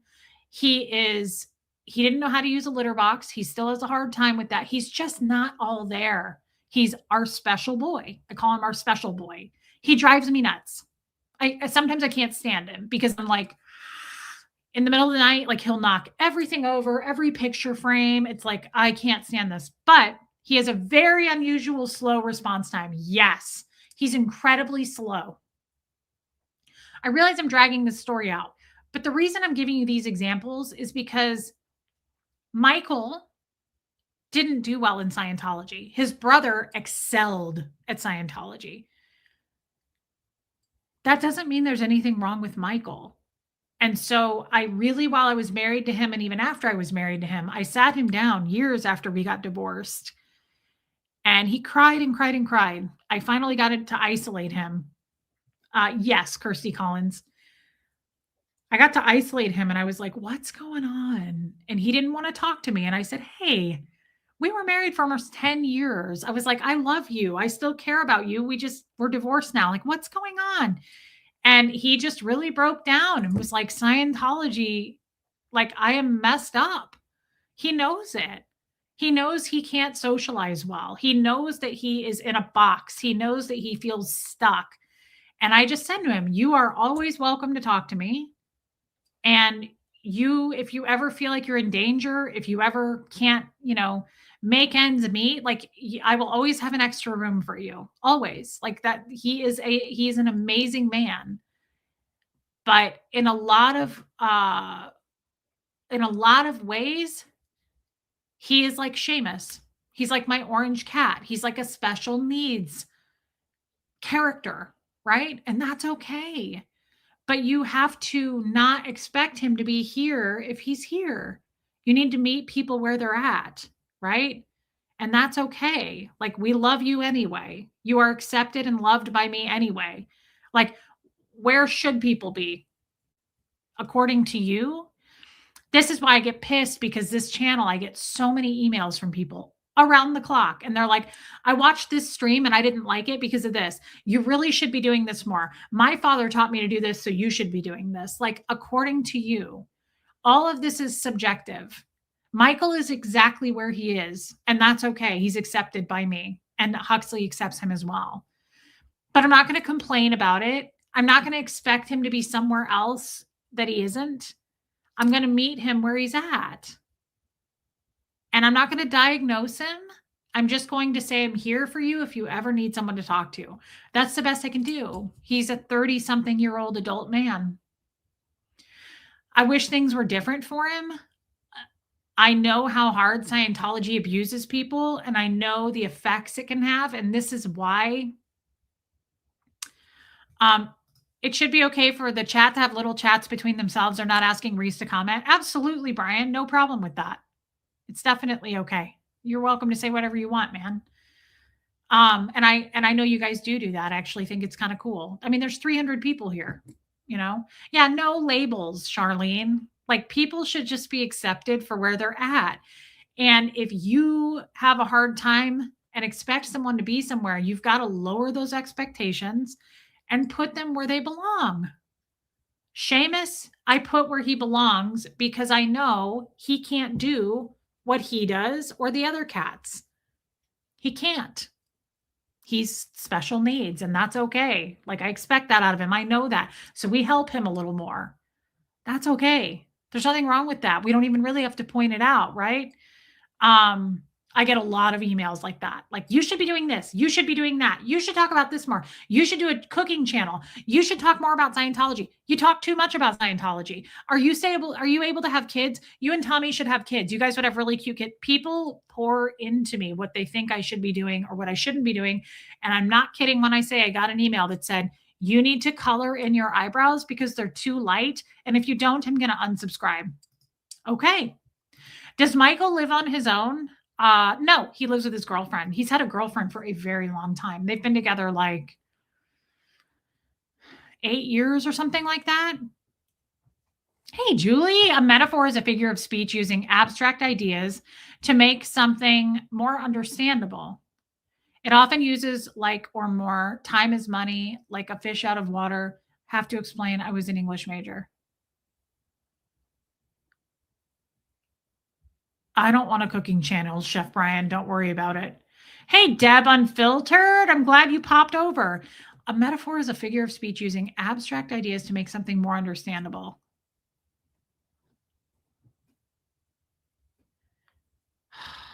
People have tried to explain this to me before, and I don't know. I've never been able to fully get past it. I can't understand it. Time is money, a fish out of water. So let me ask you this. Is it just a different way of saying something to make you get it faster? I don't understand. I have such a hard time with the word metaphor. Like using concepts. Yeah, Mama Bear. People just don't. They don't. People only see what they want to see. And unfortunately, people don't look through other people's eyes. They just make their own assumptions. And I've said this before, but if you think about it, everything is subjective. Everything is subjective. Almost everything. There's almost no absolutes. There's almost no black and whites. Like, I love it when people are like, oh, you should be doing this. And I'm like, says you? Why? Because that was your background? Because that worked for you? Because that, like, why? Why should I be doing what you think I should be doing? I'm going to do what's best for me. End of story. Like, I'm doing what's best for me. If I'm not hurting a person or an animal, I'm just going to do what I'm going to do. But like, thank you. It's like the scripture I gave you a while back with the plank going through the eye. I believe I found Tommy and you to learn from. I love that, B Rose. Thank you for saying that. Tommy has a lot to learn, a lot to teach too. Like, he's really good. Tommy has taught me. You have no idea how much he has taught me coming out of Scientology. And Tommy is one of the most, probably the only that I talk to on the daily. Hey babe, there he is. Tommy is so patient at teaching me things and getting me to understand them. Tommy, I don't think I can think of one time. This is where he really shines. I will say this. I can't think of, like, I bet Tommy was the most amazing father. He is an amazing father, but like, I mean, with little children, because he's so patient. He's very grounded, but he's so patient he never gets impatient with me about stuff like that. I have no problems. My ex-husband used to snap at me. He'd be like, you don't know what that means? You should know what that means in your 30s. Like, everybody knows what that means. You don't have any common sense. It was horrific. It was embarrassing and belittling. Tommy is the complete opposite of that. Hey, Lisa Palmer. He will literally sit with me for an hour and go, okay, Let me think about it this way. And like, we'll just talk back and forth. He's super chill. And the cool thing about Tommy is once I get it, it's like he's excited for me. He'll be like, yes, that's it. He's like, you're so smart, babe. Like, he is so good at that. And it's real. Hey, Kay Thompson again. Interesting, Original Ann. Okay. He does. He has a gift to explain things. Yeah, he's really good at it. You're right. You need to do what's good for you and Huxley, not what anyone thinks you should do. I mean, that's the ticket to life. If we would all stop worrying about what other people think and say and just say, thank you. Thank you. Like, I appreciate it, but I'm going to do what's best for me. Right? So many people I love hearing your advice. I love hearing your stories, and I adopt and pick apart what I want to take from it and use in my life. But I'm not anymore saying like, I don't like it when people say like, you need to be doing this. Why? Right? Like, why? Hey, Row Solo, cute name and really cute dog. Who's Tommy? He's in the chat. He's the lifeboat. He's my partner in crime and in life. He's my love in life. Love you, babe. I just feel like people really like to weigh in. Chef Brian. People like to, I wish people would think more with like, I don't like people doing that to me, so I shouldn't do it. That's how I feel. I've said this 100 times. I have a couple of friends, and one of them is dating someone I do not like. Don't like at all. Don't like him. I've seen some red flags. She has no idea I don't like him because I don't like when people weigh in on what I should be doing. And this woman has been married and divorced, and she's middle-aged, and I just think it's not my business to weigh in on that. Unless it got violent or something, of course, then I would, right? But hey, Punisher, Tommy is the real deal. Love listening to him. Watching you for the first time. You're awesome as well. Thank you. I hope you'll come back, and thank you for subscribing. Yes, Archie's mom. Like, I don't believe in being like, I don't like your boyfriend. So what? What does that have to do with me? People give their opinions and like weigh in on stuff a little bit too often. I just think like, what do you want me to do about that? Right? Like, you're giving me a problem that what do you want? That's your problem, not mine. You want me to adopt your problem, but I'm not going to. People want you to take on their problems, and it gets frustrating, right? Just got to call my sister-in-law's in the hospital. Please pray. Definitely, West Coast Fancy Nancy. I hope everything's okay. That's frightening. Please let us know if you're willing to, but definitely. Abigail, let's see. Why worry about a speck in your friend's eye when you have a log in your own? Yes, of course I remember this. Hypocrite. First, get rid of the log in your own eye, then you will see well enough to deal with the speck in your friend's eye. New Testament. Of course I remember that. And thank you for that, Abigail. Thank you for super chatting it. That was very kind. Yes, it's exactly it. And I think I'm just overly sensitive to it because of my time in Scientology. You know, just the forcefulness, having to do things without choices. I don't know. Heart of the personal story. Jack Queen, welcome back. Guys, I can't believe the new people came back. Thank you to the new people. I really mean it. It's different every time we do a stream. It's the topic is different. I don't do true crime, so I really appreciate that. Yeah, I don't know heart of the personal story. I've never understood what a metaphor is, a euphemism, an idiom. I don't know any of those things. I didn't learn it in Scientology, so I don't know. But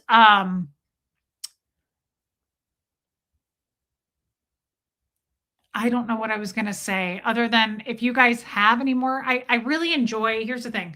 I was saying this to some people today. Hey, Southie girl.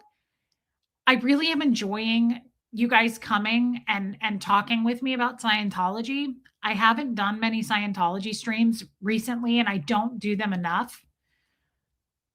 Okay, Abigail says that verse is a metaphor. It's another way of understanding something. That's a better way of putting it. So a metaphor is another way of understanding something. So let me think about for a minute. Maybe let me see if I can make up an example.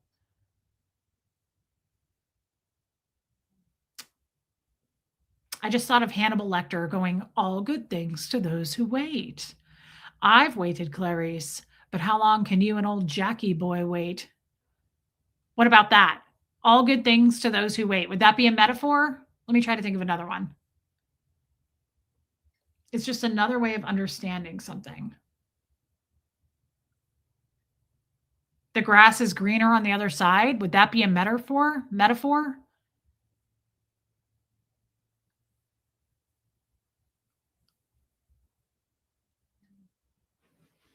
Okay, Original Ann said no, and Joanne said yes. Lady O said yes. Hey, Maryland's Fine Art, welcome back. Abigail says yes. Original Ann said no. Kirsty Collins says, I think you are aware of red flags because of Scientology in your second marriage. I was in a 20-year abusive relationship, so since learning about myself, I've become aware of it. Yes, Kirsty Collins. Yes. Yes, 100%. And I'll tell you this. I love you, Lady O. Sky like a fox? What the hell does that mean? Mary Krause, it was incredibly hard to leave Scientology. Yes, I still have a hard time with it, to be honest. Thank you, Vanessa Carroll. Kirsty Collins. First of all, I just want to say to you, my last marriage where I got divorced, I would take Scientology any day. That abuse and that sly like a fox. Yes, that abuse in that marriage was absolutely horrific. And I would take Scientology any day over that marriage. So I'm sorry that you had to go through that. You didn't like the party today because you were like a fish out of water. She has a heart of gold. Okay, that's a good one, Roro. Thank you. Red flag is a metaphor for warning. Lexi, that's great. Okay, hold on. I'm starting to feel more confident. What about when you fly too close to the sun, you'll get burned? Would that be a metaphor? Hey, Teddy Bear Scott, you're normally on the replay. Thank you for being here. Like once bitten, twice shy.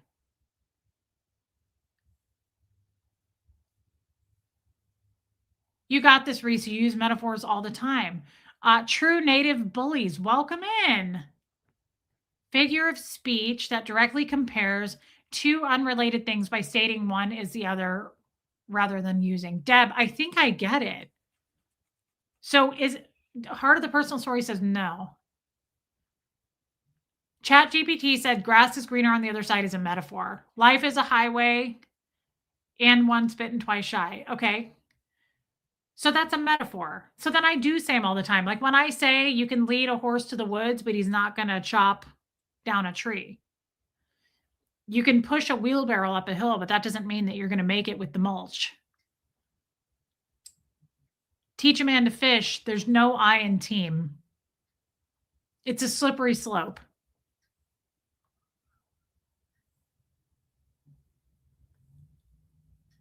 Interesting, Chef Brian. Okay, so I talk in metaphors all the time. I just didn't know it. Okay, you can put on too much blush. That doesn't mean you're going to get laid. Just because it's Saturday night doesn't mean you're going to get this unless you're Reese and Tommy. I get it. Okay. It's a wedding. You only get a few of these. Right. Husbands should be like Kleenex, soft, strong, and disposable. That's right. Okay. I get it now. Reese, you are a walking metaphor. Oh my God, I had no idea. I feel like I need a name tag. Oh my God. Okay. How come nobody told me this? We've just been speaking in metaphors and I didn't even know it. Wow. Yeah, Kirsty Collins, I totally understand. I totally understand. I'm glad you got away from it. Yes, Archie's mom. Okay, okay.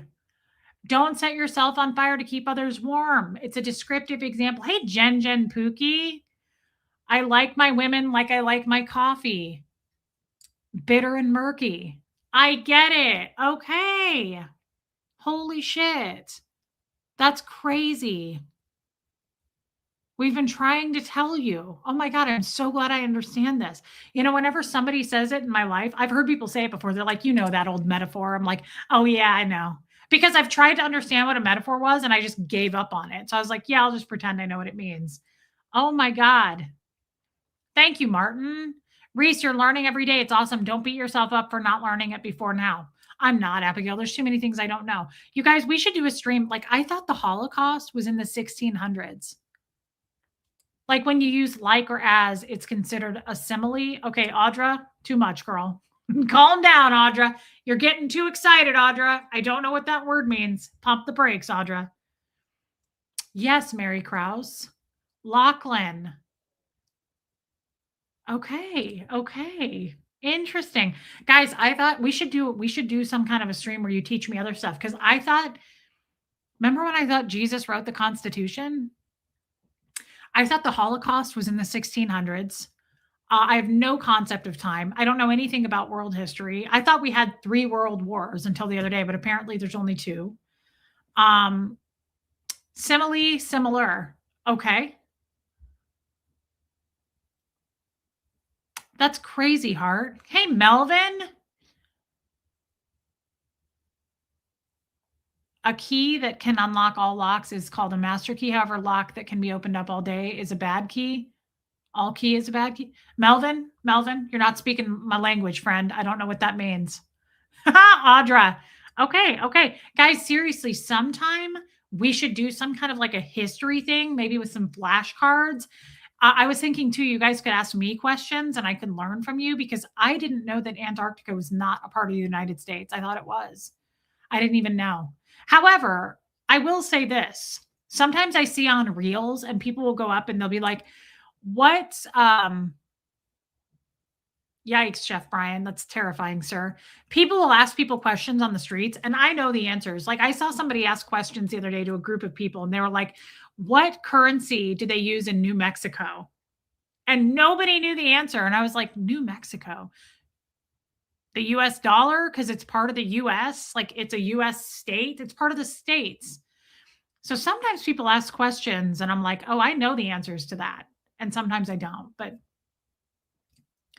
Mop Man, I didn't realize. I thought the Holocaust, the Holocaust, the actual Holocaust, I thought that was in the 1600s. I did not realize that was like, what was it, like 100 years ago or something crazy? I did not know that. There's so many things that I am so confused about in time. Does that make sense? Like I don't have any concept of time on certain things and it is weird. It is so bizarre for me. All thumbs are fingers, but not all fingers are thumbs. Oh, that's weird. That's weird. That makes sense. Is that a metaphor? Thank you, Shelly Kelly. At least you paid to say it. Thanks, babe. Is that what Hubbard told you guys? No. Here's the thing about Hubbard and Scientology. You don't learn any of that. You don't learn about any world history. You don't learn about math. Do you think the movie Schindler's List is a kind of propaganda? I don't know. I've never seen it. I don't even know what it's about. I've heard of the title, but I don't know what it's about. You don't learn any of that in Scientology. And Scientology, everyone that I grew up around in Scientology said, school is not important. Education, hey, Adele, in the world is not important. College really isn't important. You just need to study the works of L. Ron Hubbard, right? Oh, thank you, Lexi. So we were it was very much told to us, like, none of that matters. You just need to study L. Ron Hubbard, which we did. But I missed out on all of those things. So I really have no concept. Reese, is it because of Scientology you were so sheltered from the world? Yes, absolutely. Yeah. I don't like, I got so embarrassed once. I worked in the medical field. Thank you, Adele. And this guy, I was doing an eye exam on him and he was a veteran. And I said, thank you for your service. I'm very, very, very respectful. I have a lot of respect for our seniors and veterans. Even though I don't entirely know, I know it means what they did. Of course, they fought for our country, but he said something like, today is D-Day. And I went, okay. I'd never heard that before. And he goes, And I was like, I don't know what that means. And he was pissed. This guy was really mad at me. And he was like, you don't know what D-Day is? He was like, come the fuck on. Like he cussed. I was like, I don't know what that means. I don't know what that is. I don't know. And he was like, that is so disrespectful. He's like, that's disrespectful to our country. He was like, you should know what that means. Kids today are so stupid. And he just like went on. And I was like, I don't know what it is. I have no idea what that means. And so it's just stuff like that. I was the guy shamed the shit out of me. I was very embarrassed, but um it's stuff like that. Like I'd like to learn, I'd like to dip my foot in, but for those of you that are about to say something like you should go to school, Reese, I don't want to do that. I do not feel bright enough to go to school. I don't feel bright enough to get a GED. I'm not. Like I am street smarts. I am not book smart and I'm never going to be and I'm too embarrassed. I feel like it's too late for me. But I still to this day, I know that it has obviously something to do with war, D-Day, soldiers. I don't know. But he was very offended that I did not know. And I just was like, I apologize. And he was like, I can't believe that they don't teach this shit to people. And I was like, dude, I grew up in a cult. Like, I don't know. Reese, you had a drug problem. You grew up in Scientology, the wild husbands in different ways. You were very smart. You're very intelligent no matter what. Thank you, Heart of the Personal Story. But there's so many things I don't know and I can't hold a conversation. Hey, Marsha Laird, I couldn't hold a conversation with you. So when people say, what college did you go to and all that, I'm just like slinking away because I just think I can't hang with this conversation. There's nothing for me to say. It's not that it's too late. I just don't have an interest in it. I do not have an interest in getting educated. I will do it here. I might do some flashcards, but I have no interest in going to school. Just because you're naive doesn't make you stupid. Such a good point, Mary Krause. Such a good point.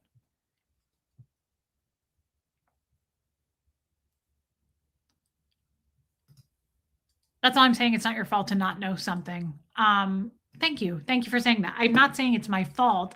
I'm embarrassed about it, about getting educated, and I don't want to take classes. I'm just not interested. I'm just not. I'm not ready. At some point, maybe I will be, but I'm just not there. And I think I've made it this far without knowing that stuff. I'm curious about it, but I also don't feel like I have to know that stuff. I don't know what I mean by that other than I don't know. I don't know how interested I am in world history. There's a few things I'd like to know, other stuff I don't. Does that make sense? I feel kind of stupid what I just said, but not enough to go to school. I don't want to go to school. Reese, don't forget that those of us that didn't grow up in a cult have lots of things we don't know too. They're just different things. Yeah. Reese, that's such a nice thing to say. If you never get there, you're still enough. Thank you. Thank you for saying that. D-Day is the invasion of Normandy in 1944. I don't know what that means. Was that a war? Reese, you're one of the most naturally intelligent people I know. Coming from you, Anne, that's huge. Thank you for saying that.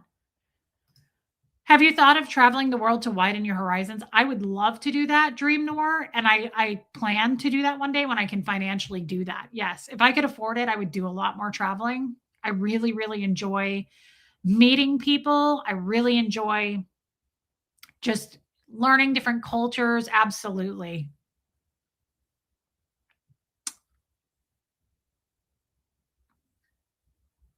Yeah, I don't think I'm the only one. I think just because I grew up in a cult, but I think that I was very sheltered from that stuff. And there are clear things that I know that you guys know on the outside world. There are very obvious things, subjects, topics, basic shit like Philadelphia, I thought was a state. I really did. I did not know that.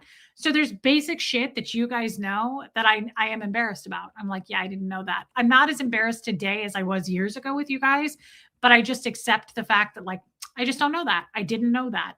When I asked my father about God and Jesus, I got slapped down about that, right? So like there were things where my dad would say, that's not important.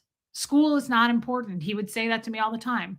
School is not important. I don't give a shit about school. You need to be studying L. Ron Hubbard. That was all that was important in my upbringing. Saving planet Earth by being a Scientologist and studying the works of L. Ron Hubbard was all that mattered, right? Thank you, Jan.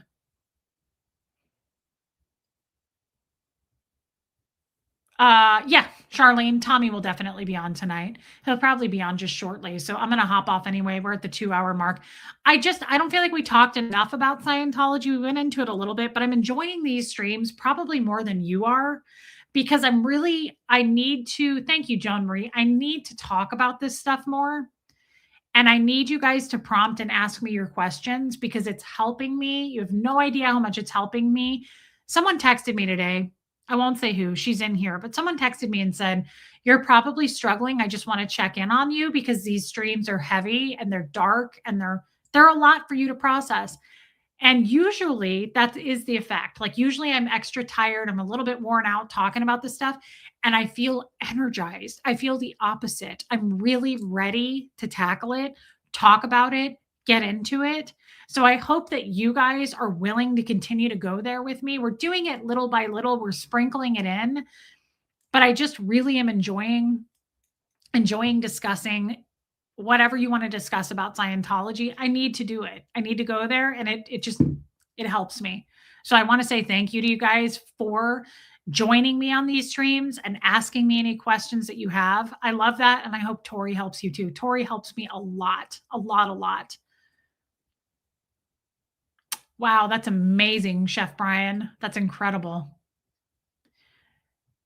Thank you. Oh my God, not that nonsense. Yeah, I'm just really, it's talk therapy, but you guys just don't realize how much I have to unpack when it comes to Scientology. So I really, really hope that you will continue to come with me on these streams and just, hey, Michelle Bennett, and we just continue to organically discuss it. If that makes sense. I may not be one of the better streamers who talk about Scientology. You know, they've got all their prompts and they're ready to go and they're almost kind of scripted in how they do it. I don't do that. I always hit go. I'm kind of like Tommy. Tommy and I are the same on how we stream. I don't have a script. I don't have a plan. I don't have a topic. He at least has a topic. I hit go and I'm just ready to go.